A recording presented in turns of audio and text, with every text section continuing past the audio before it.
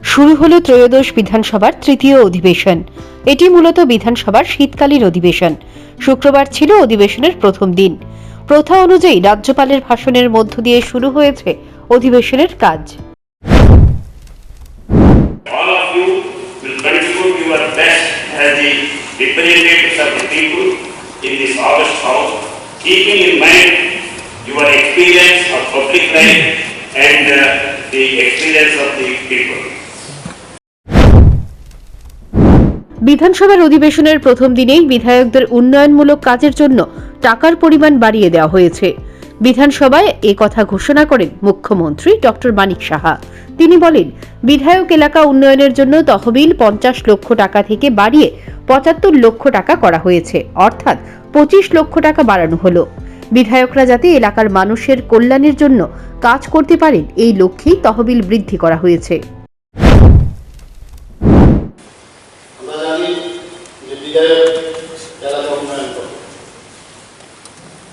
এখন বর্তমানে আমাদের 50 লক্ষ টাকা করে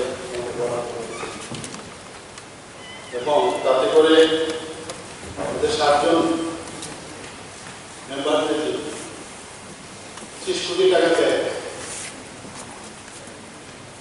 এবং এতে করে প্রায় 45 কোটি টাকা বলা হয়।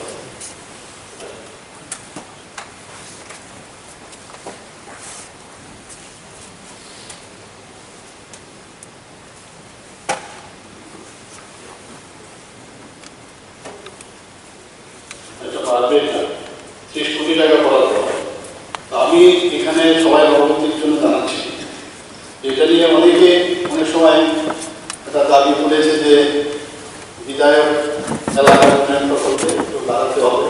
আমি জানি এটা খুব অসুবিধা হয়, আমাদের সবারই অসুবিধা হয়। তো এর জন্য আমি ঘোষণা দিতে চাই এই বিধানসভায় যে আরো 25 লক্ষ টাকা করে সবার জন্য আরো বরাদ্দ হবে, তাতে করে আরো 15 কোটি টাকা এক্সট্রা লাগবে। তো এই ঘোষণা দেওয়ার জন্যই আমি এখানে আজকে আপনাদের। বিধানসভার অধিবেশনের প্রথম দিনে রামনগর বিধানসভা কেন্দ্রের প্রয়াত বিধায়ক সুরজিৎ দত্তের স্মৃতিচারণ করা হয়। অধিবেশনে নীরবতা পালন করে প্রয়াত বিধায়ককে শ্রদ্ধার্ঘ্য নিবেদন করেন। অধিবেশনে প্রয়াত বিধায়কের জীবনী তুলে ধরেন অধ্যক্ষ বিশ্ববন্ধু সেন। সুরজিৎ দত্ত 69 বছর 6 মাস বয়সে গত 27 ডিসেম্বর 2023 তারিখে বুধবার রাত প্রায় 11টা নাগাদ কলকাতাস্থিত একটি বেসরকারি হাসপাতালে চিকিৎসাধীন অবস্থায় প্রয়াত হয়েছে।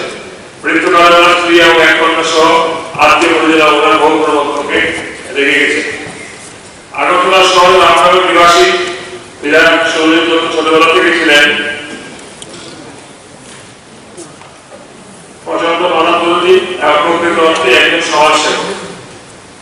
1988 সালে তিনি ত্রিপুরা বিধানসভা 7 রামনগর বিধানসভা নির্বাচনে কেন্দ্র থেকে ভারতীয় জাতীয় কংগ্রেসের প্রার্থী হিসেবে প্রতিদ্বন্দ্বিতা করে বিজয়ী হয়েছিলেন এবং কংগ্রেস ইউডিএফ জোট মন্ত্রিসভার মন্ত্রী হিসেবে সফলতার সঙ্গে দায়িত্ব নির্বাহ করেছিলেন।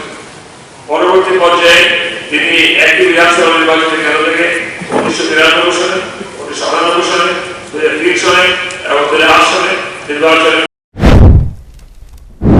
ত্রয়োদশ বিধানসভার তৃতীয় অধিবেশন চলবে 5 দিন।